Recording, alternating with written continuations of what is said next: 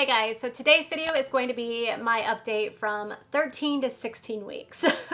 We have a lot to update you guys on. If you have not checked out my main channel video of everything that kind of went on with my ER visit and everything, because I don't want to go too in depth with this video because I don't want to be repetitive. So go check out that video. I will have it linked down below so you guys can check it out before even watching this one. I just want to keep it a little bit more quick and to the point with everything. So starting with 13 weeks, I started to get really out of breath. Going up and down those stairs, talking in videos, I get really out of breath, kind of just like also a little nasally, a little congested, but that's just all hormones.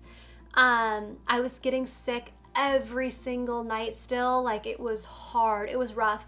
I even tried to where I was eating oatmeal and cereal, still was throwing up. Like, so I found that it wasn't the food, it was just the time of day. So that really sucked and it was hard.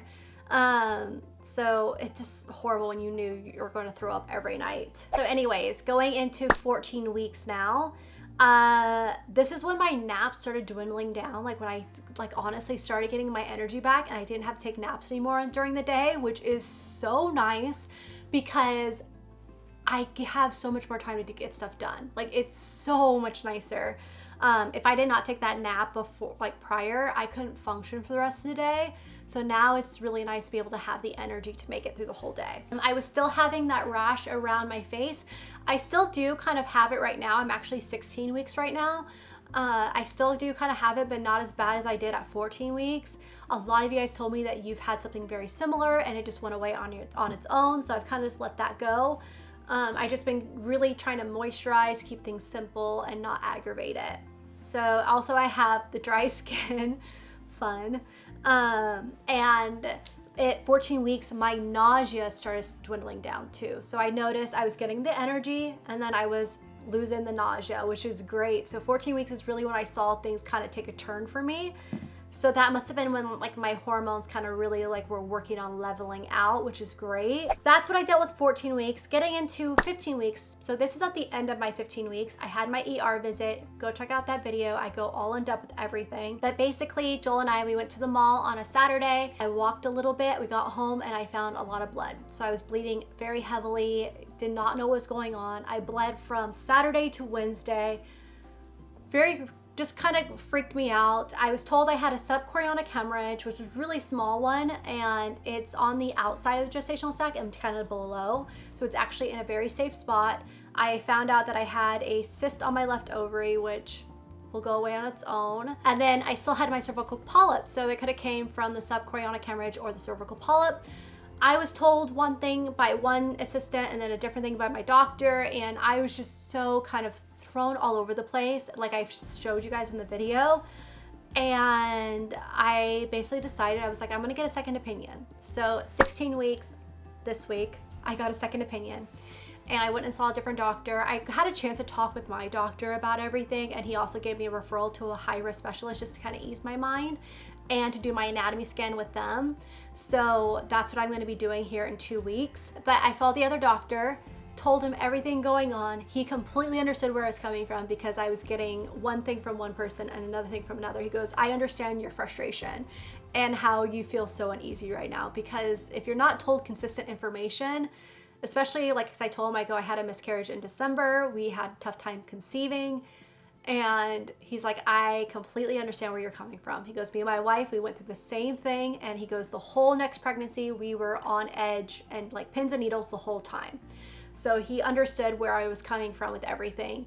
And so he just kind of like, I told him what was going on. Like I said, I go, can a polyp rupture? And I go, because I was like getting tissue and stuff and particles in the toilet. I go, TMI, but you're watching a pregnancy video. But I said, I was getting this stuff, and I don't know, it just felt like it was part of the polyp. And I go, what made me very uneasy, because when you see clots, that's not good in pregnancy because it's showing a miscarriage.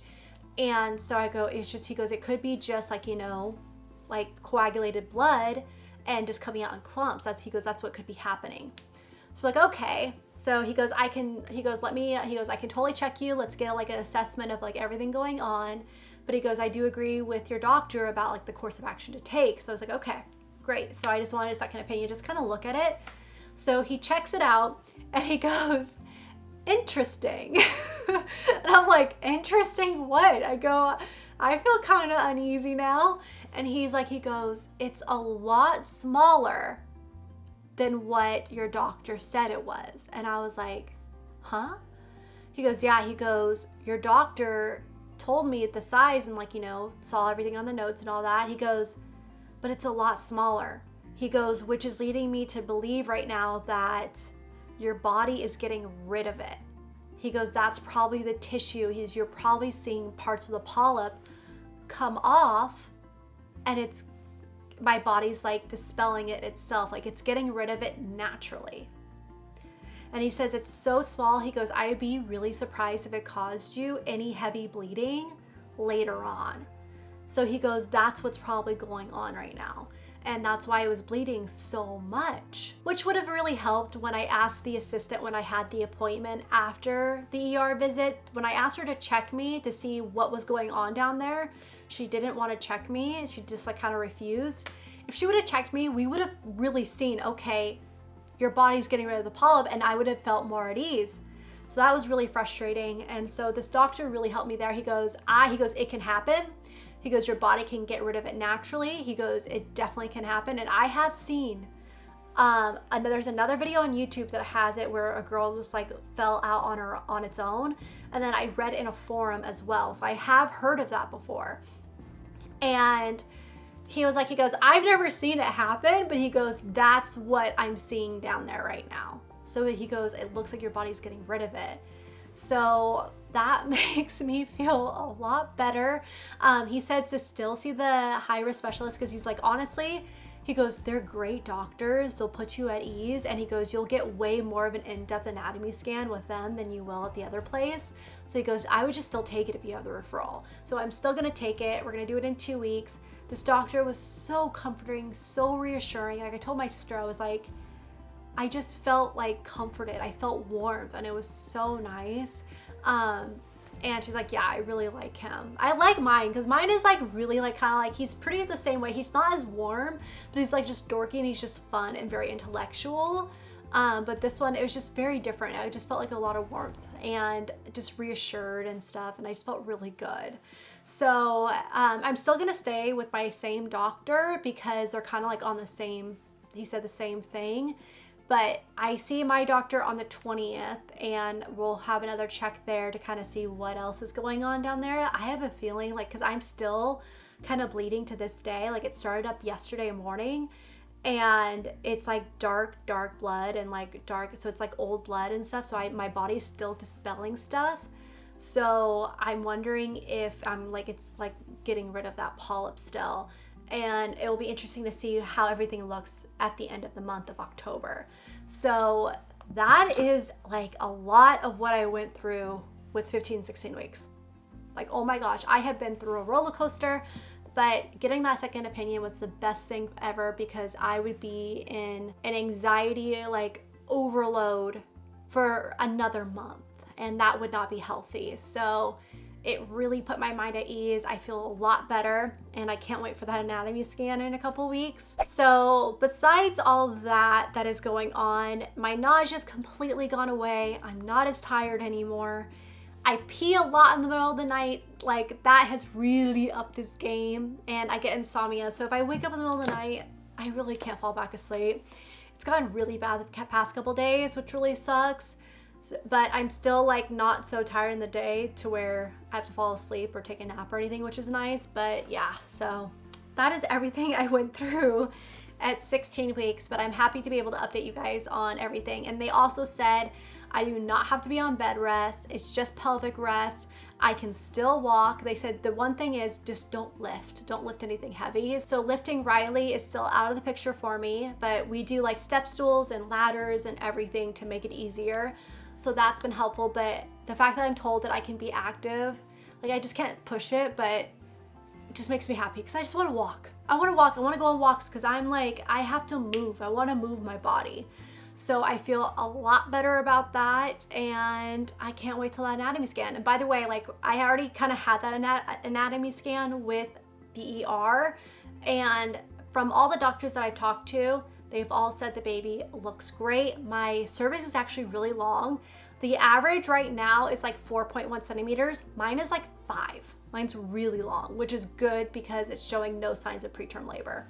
So I think it's gonna be great. I think this little one is probably gonna come around, I wanna say she's gonna come around 37 or 38 weeks. Riley came around 38, 39 weeks, I think. I think she was like 38 weeks. So yeah, definitely like, I just have a feeling she's gonna come a little earlier. And I can't wait. So that is my quick little update for you guys of everything that's gone on. It's been crazy. I will update you guys on after the anatomy scan too. I cannot wait. I cannot wait. Like my next update will be the anatomy scan one. And hopefully it all looks still good. So thank you guys for being on this roller coaster ride with me. You guys helped me so much. Thank you to those that share your stories with me, because I know it's not the easiest to be open, but it's really, really helpful. And I know it's not just helpful to me, but I know it's helpful to others that are reading the comments that are going through something similar. So really, I thank you guys and I appreciate you guys. I'm truly grateful that I have you guys by my side during all this, and I will continue to keep you guys updated. So I will see you all in my next video.